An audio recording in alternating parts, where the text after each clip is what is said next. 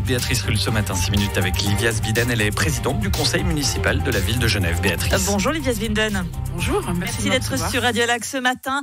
Certains sont des élus des municipales depuis des décennies, n'ont jamais été élus président délibératif. Vous, votre premier mandat est bingo, vous l'êtes déjà.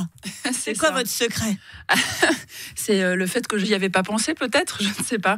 Le secret, c'est que c'est vraiment le... Enfin, je dirais pas que c'est le hasard. Hein. Vraiment, comme on en parlait, je suis là depuis 3 ans, un peu plus de 3 ans. J'essaie déjà de rentrer dans l'arène municipale et de comprendre un peu tous les fonctionnements. Et puis voilà, la proposition s'est faite. En fait, ça tourne entre parties, la présidence, puis on y est. C'est pas l'année la plus simple, année d'élection. Va falloir tenir les troupes, comme on dit. C'est ça. Donc ça va être vraiment une super année de formation extrême. Et voilà, je me dis que je le prends comme une opportunité parce qu'il faut le positiver. Non, mais c'est très bien. Vous êtes une élue d'Ensemble à gauche, un parti qui revendique d'habitude, qui demande beaucoup de choses. Quand on est président du conseil municipal, on a plus un rôle d'arbitre, de garant de la bonne tenue des débats. C'est très différent. Tout à fait, absolument. Et je pense que c'est l'exercice aussi auquel je dois faire... Alors, auquel je dois faire attention évidemment à ça, d'avoir mon parti avec mes idées, et puis comme vous dites très justement, être président, c'est pas ça. C'est vraiment être dans une posture où on va essayer de faire en sorte que les débats se passent bien, que le débat soit calme, posé. Vous l'avez dit, c'est l'année des élections qui va bientôt arriver. Enfin, on est dedans maintenant, on va déjà commencer, je pense, petit à petit.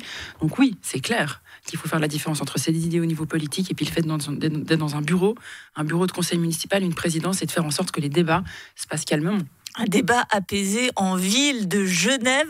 Est-ce que c'est vraiment possible? J'ai presque envie de vous dire, est-ce que c'est vraiment souhaitable? Est-ce que c'est ça qu'on aime quand on vous regarde? Pour moi, c'est vraiment souhaitable. Vraiment, je souhaite que tout le monde soit super calme parce que ça va me faciliter la vie. Après, je pense que clairement, non. Et puis, si peut-être que c'était tout le temps trop calme, je sais pas, il y a des gens qui s'ennuieraient.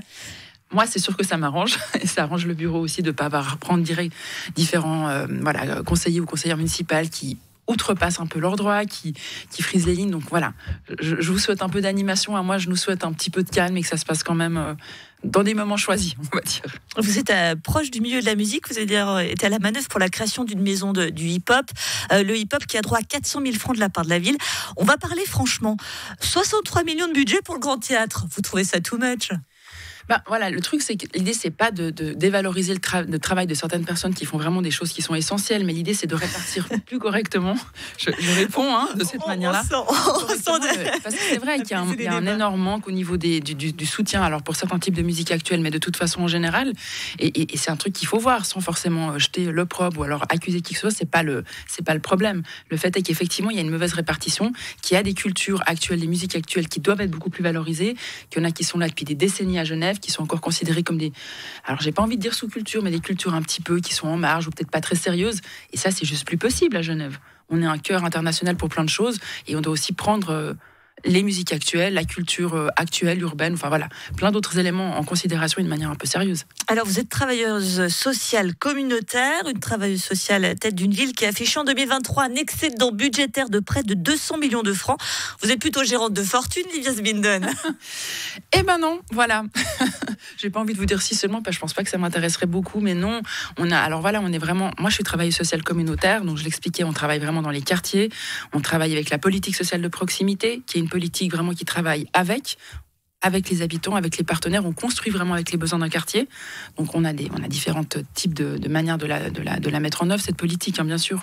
On a des points infos. Moi, je travaille personnellement dans une antenne sociale de proximité et je travaille sur le secteur des grottes. Donc l'idée, c'est de construire des projets, par exemple, notamment avec des habitants sur la base des besoins. On a d'autres choses, mais c'est aussi quelque chose qu'on fait. Je ne sais plus du tout ce que c'était la question. Non, mais pas du tout. Mais c'était effectivement cette différence d'être, je veux dire, des personnes qui, voilà, un côté très social, et puis d'être à la tête d'une ville.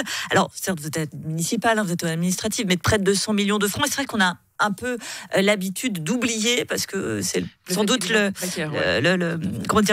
propre des personnes privilégiées, de se rendre compte qu'on a quand même une ville qui a près de 200 millions de francs d'excédent budgétaire. Nous sommes quand même dans une ville très privilégiée qui peut faire plein de choses. Avec des paradoxes dans les quartiers, c'est vrai, et voilà, je me rappelle exactement où je voulais en venir, c'est ça, quand on est travailleur social communautaire, on se rend compte de la réalité aussi dans les quartiers, on se rend compte des besoins des gens. Effectivement, tout le monde n'est pas financièrement à flot, tout le monde n'a pas forcément possibilité de faire garder son enfant tout le temps.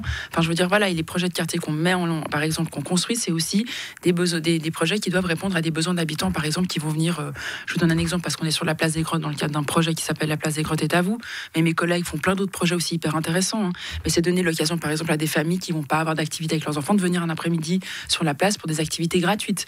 Mes collègues, par exemple, font aussi du super boulot dans d'autres quartiers où on met des projets qui souvent sont gratuits pour la population. Parce qu'on se rend compte qu'il y a des différences, bien sûr, que tout le monde ne tourne pas à 10 000 francs par mois, ça se saurait si c'était le cas. Et encore, j'ai 10 000 francs, ça pourrait être bien moins que ça. Donc on est vraiment conscient effectivement de ces contrastes et je pense qu'il faut y être sensible. Même en tant qu'habitant, hein, j'entends, en tant que politicien, en tant qu'habitant, en tant que travailleur social, on le voit, mais c'est vraiment important de se rendre compte qu'on est dans une Genève qui évidemment qui a plusieurs vitesses. Il n'y a pas une Genève. De vitesse, et pour vous, ça va très très vite. On l'a dit déjà à la tête du conseil municipal. Est-ce que le conseil administratif, ça vous tente l'année prochaine? Candidate, Livias Binden? Comme vous me prenez le matin comme ça avec une question clé auquel on... Alors, on est en train de discuter avec mon parti. Je ne peux pas vous en dire plus pour l'instant. Je suis ça vous tente personnellement? Regardez, c'est un joker. Vous gardez ma carte. Non, mais est-ce que c'est quelque chose qui vous plairait? Maintenant que vous y avez goûté, en 3 ans, vous êtes à la tête du conseil municipal. Rêvons plus grand? Alors, moi, j'aime beaucoup mon travail de travailleuse sociale communautaire. Vraiment, j'insiste là-dessus parce qu'il m'apporte vraiment une dimension importante. Et vous voulez me faire dire quelque chose? Non, mais je sais pas, vous pouvez avoir une appétence. Moi, je vous dis, si vous voulez, je sais pas, moi, je suis gérante de fortune à 10 000 francs, pourquoi pas? Tiens, je vous réponds. Ouais, d'accord. Alors, je vous réponds, moi, plus simplement que ça. Alors, je commence une présidence. Déjà, j'essaie de me mettre dans le rôle de cette présidence qui est déjà un gros boulot pour moi. Avoir mon travail à côté, avoir mes activités. Pour l'instant, ça me semble un peu prématuré, disons franchement. Je pense qu'il faut comme y aller petit à petit parce que ça finit par monter à la tête, tout ça.